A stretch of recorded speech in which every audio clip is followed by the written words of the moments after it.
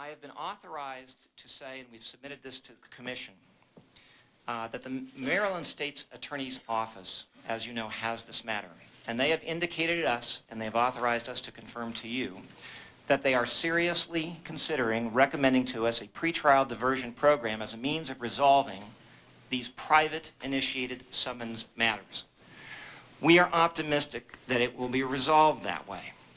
Now, can you talk to Mr. Tyson about it? I'm sorry, I have to say no. Why? Because that matter is pending in Maryland. And there is not a lawyer on this planet, and I'm not even a criminal lawyer, but there is not a lawyer on this planet that would allow Mr. Tyson to speak with this matter pending at the present time. Having said that, however, I have tried to present to you the You're watching ESPN News' live coverage of the Tyson hearing from Las Vegas. We will continue with our coverage in a minute, but first for our local affiliates, time for a commercial break. It seems to me dictates mandatorily that this particular matter not be considered in your deliberative process. To the extent that you decide to do so, however, please consider the independent evidence. Let me summarize, if I may. Washington, you have facts, not allegations. The New Jersey Commission hearings, we are now ready to play that tape, and I'd now like to show the part that was deleted. What he did was wrong. How many times could anybody, and again, please don't take this with any disrespect, it's not meant like that, but how many times does one individual have to be asked, and I don't mean just today, but in his life, are you sorry for what you did? This, you know what I mean, man? Mike, just, you relax. Mike, you relax. You relax. Look, here's what... I play it for you because the total elapsed time of the explosion, violent outburst, etc. is approximately 5 seconds. We'd like to welcome you back. This is ESPN News' live coverage of the Mike Tyson hearing from Las Vegas, Nevada, as Mike Tyson tries to get back his boxing license that was suspended. In a very highly emotional content, should not govern or dictate what this commission does in terms of determining whether or not Mike Tyson is fit to be relicensed. I want to cover a few more points, and I want to let the Commission know that Mr. Tyson is anxious to speak. I'm going to try to wrap up some more of my comments here as quickly as I can, and we will proceed as quickly as we possibly can. Next question. Will it occur again? I have been asked that question a number of times. I know the Commission has been asked that question a number of times, and certainly it is a question that you must resolve. Could it happen again? You're going to be hearing from Mike in that regard. You're going to be hearing from a number of people in that regard, and I think the answer is unanimously no. However, I want to address it on a totally different level. Will it happen again? I think the only way you can answer that question is to determine whether or not the Commission assessed a punishment and whether or not that punishment was felt. Because the presumption of our entire system is if you are adequately punished, that should be enough, and that should ensure that the conduct doesn't occur again. In this regard, the Commission is well aware that Mr. Tyson's fine, his fine was $3 million. And we have a chart that we'd like to put up, and I'd like to show the Commission as some comparative analysis of what that means. I have managed to get data on what I would consider 2 contact sports. I'm going to assume that boxing is deemed a contact sport, and we've tried to find 2 other sports that are contact sports. We found hockey and we found football.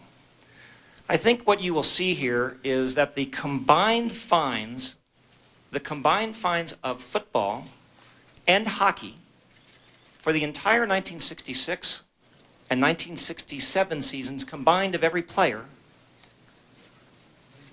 if I misspoke, I meant 1996 season and 1997 season, combined do not equal the fine that this Commission imposed upon Mr. Tyson. Now, this, however, is minor, as this Commission knows, because we've attached to our exhibits here an exhibit from the Showtime agreement that Mr. Tyson was under contract with at the time the commission imposed its penalty. If you have read our brief and you have seen the exhibit, assuming that Mr. Tyson fought just 3 times in the last 14 months, under that schedule, his economic loss was $50 million with a maximum of $65 million, and it could have been higher. Now, I asked my graphics person, could you please show that on this graph? And his response to me was no. Because to continue that blue line up and truly assess the penalty that Mr. Tyson has paid would require us to be inside a 9-story building. That is how high that blue line would have to go up to show you in comparison the penalty that Mr. Tyson has paid. Again, this is a fact. This is not fiction. We have attached for your review a copy of that part of the Showtime agreement. Now, what can I say? It is a massive penalty. It is more than any individual, group of individuals, teams, whatever you want to characterize it, have paid collectively in the history of sports. And I would submit to you, when you are asking yourself the question, will it occur again, that you consider, profoundly consider, whether or not a $53 to $68 million penalty is enough to deter conduct. I would respectfully submit to you that it is. The penalty has been severe. Are we complaining about it here? No. Does Mike own it? Yes. Was it appropriate? It doesn't matter. We accept it. But please consider the magnitude of this penalty and whether or not you think Mike Tyson will do it again. Are there other reasons to reinstate Mr. Tyson? You're going to hear them today. We have focused in our papers Mr. Tyson's existing financial condition. This is not something that Mike wants to hear. It's in the papers. You know it. There is a $13 million IRS lien, and if you've read, Mr. Rooney's judgment was recently reinstated by the Second Circuit Court of Appeals in New York. That's $8 million. It does not take any great math to understand what financial condition Mr. Tyson is in as he is here in front of you today. Some of you, however, may say, well, we've heard that this is because Mike spends a lot of money. And there's no question that Mike is entitled to spend what he earns, and he has. But I'd like to debunk for you one last myth, if I may, as to whether or not Mr. Tyson has spent tens and hundreds of millions of dollars, and that's why he is in this position today. We have one more chart we'd like to show you.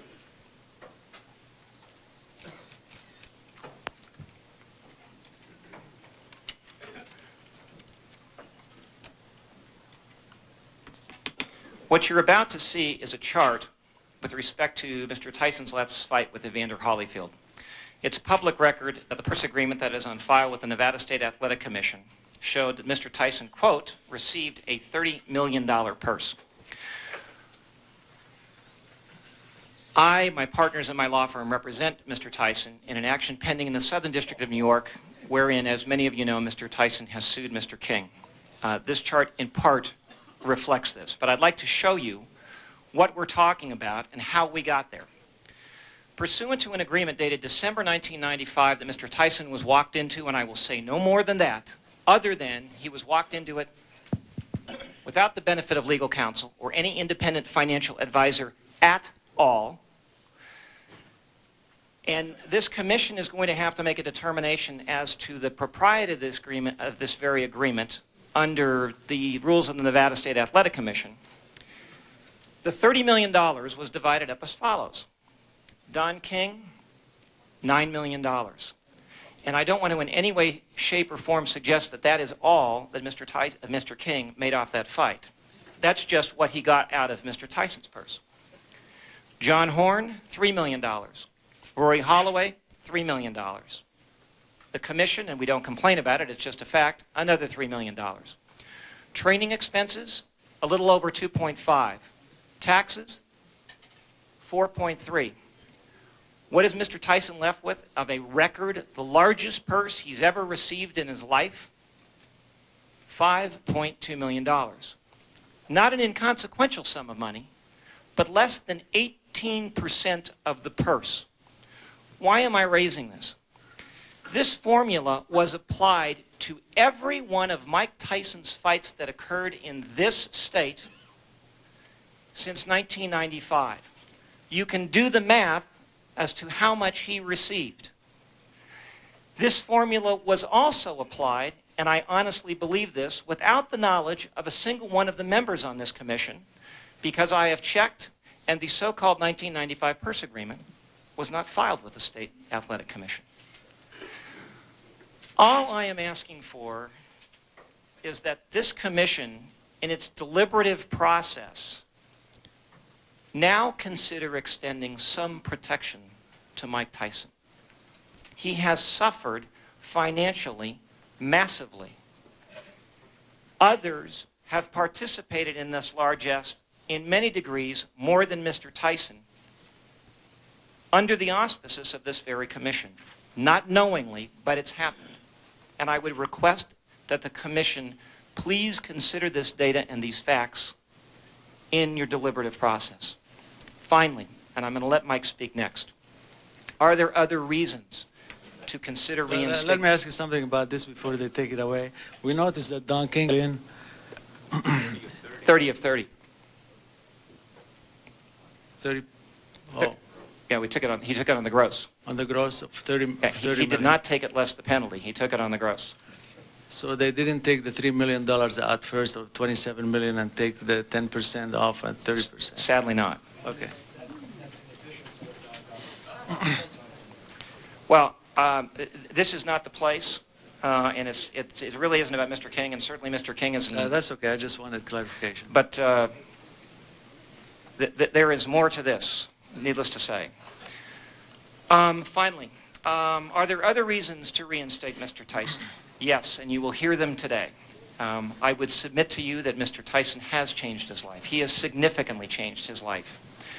I believe, and Mr. Branca are the first lawyers that Mr. Tyson has had in his life independent legal representation since 1992. In fact, I believe we are the first legal representation in a civil context or in a transactional context that Mr. Tyson has had.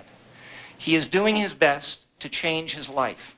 I don't know what you know about John Branca, but Mr. Branca is probably one of the most respected transactional lawyers in the country.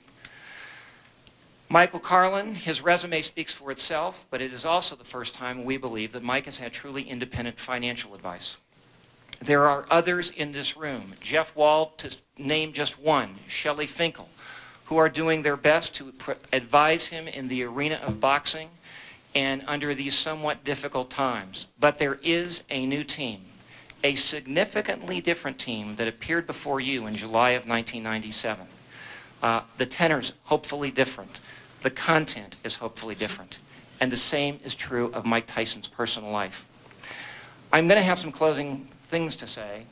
There's a lot more to say. But at this point in time, I'd like to turn it over to Mike. I'll be quite candid. If any of you have any questions when Mike is done, I think you should ask them, and he's happy to answer. Mike? If we want to ask questions concerning what he's just said, when do we do that? But we can ask you the question. You can ask the questions now if you want to. Go ahead. Mike, do you want to talk first? No, I'm ready. Come with it. Yeah, I think, hello, I'm sorry.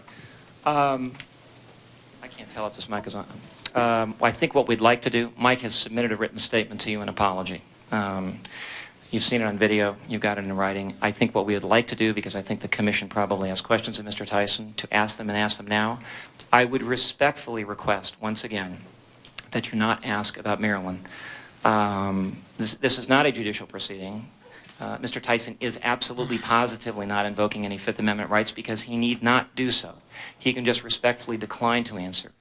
But I would urge the commission members to please consider the fact that we are optimistic that this matter will be resolved. There is no reason to go into it at this point in time, and the lawyers have said no, it's that simple. So please feel free to ask Mr. Tyson questions that you may have regarding anything. Mr. Chairman, I want to ask questions of you, the things that you just talked about, okay? Could we possibly do that at the end, Commissioner, Well, for no, one reason? I think he has the right to do it whenever Oh, he that's fine. wants I just wanted Mike to... Go ahead. And I'm sure I'm not the only commissioner that wants to ask some questions concerning this. You filed this brief with us, is that correct? That is correct.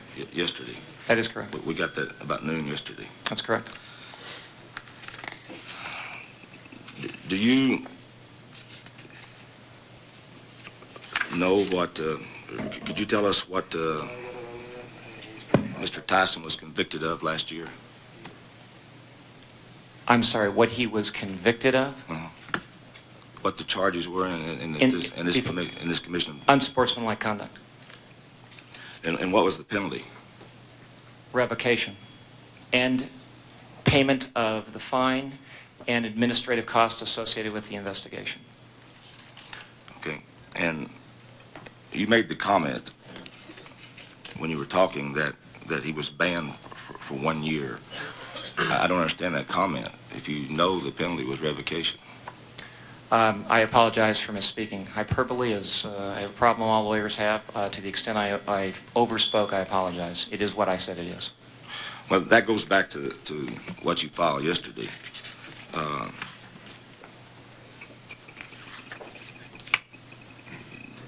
Could we ask the Attorney General, on page 4 of what you filed yesterday, you talked about what our requirements were today to meet our responsibilities. But could we ask the Attorney General to explain to us exactly the legal procedure of what takes place or what needs to take place today concerning the fact that Mr. Tyson was found guilty last year? Mr. Chairman, Dr. Nave, members of the Commission, there has been some confusion in the way that this has been reported to the press. It seems that the press and perhaps even Mr. Tyson's counsel have taken the position that the penalty that was imposed on Mr. Tyson was a 1-year revocation.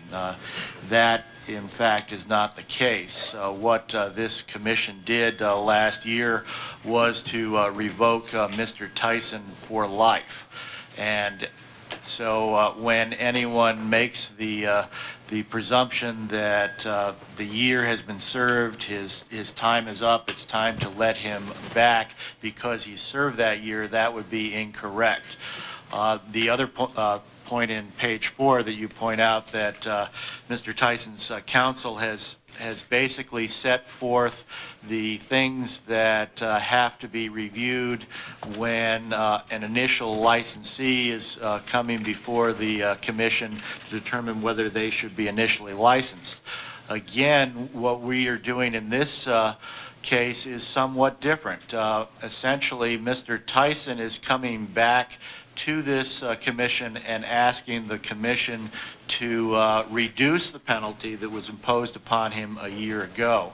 It's really very similar to almost a probation hearing where someone has been sentenced to life in prison, and then each year they get to go before the parole board, and the parole board has the opportunity to review that person's life, their conduct over the past year, and determine whether there's been sufficient change to reduce the penalty.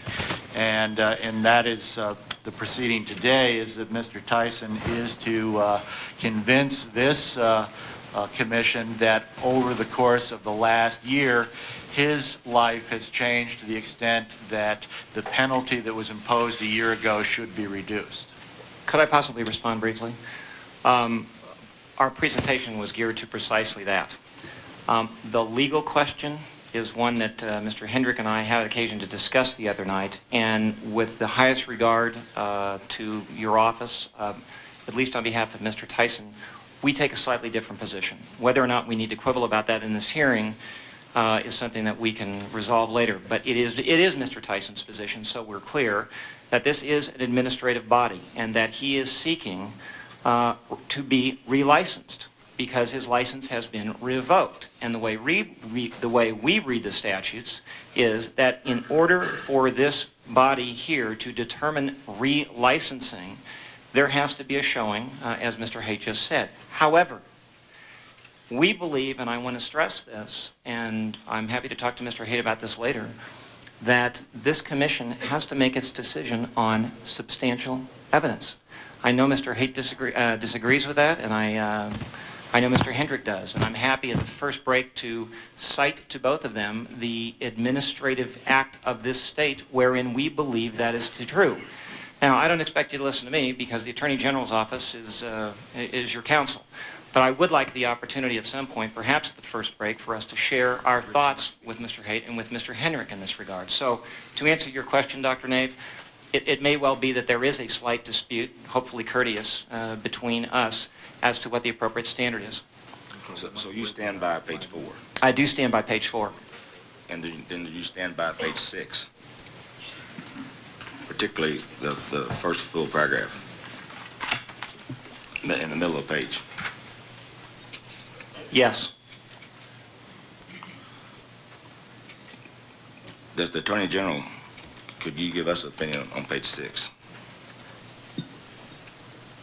I believe that you're referring to the paragraph on page 6 from lines 12 through 19 that deal with due process and the administrative procedure and so on and so forth.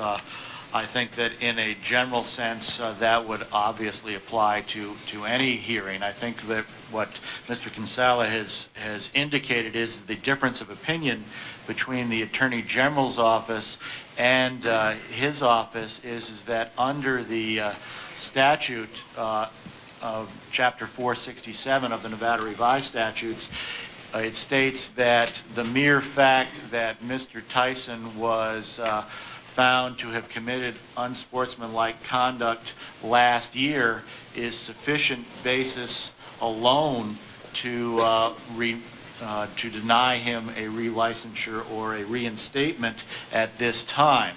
So what our position is that that fact alone is sufficient to deny reinstatement, and therefore the other facts about substantial due process, arbitrary, capricious, all of those situations have been set law, and the way the law is written, there is obviously substantial evidence that Mr. Tyson did commit unsportsmanlike conduct 1 year ago. Again, if I can cut through this, hopefully, as lawyers, we are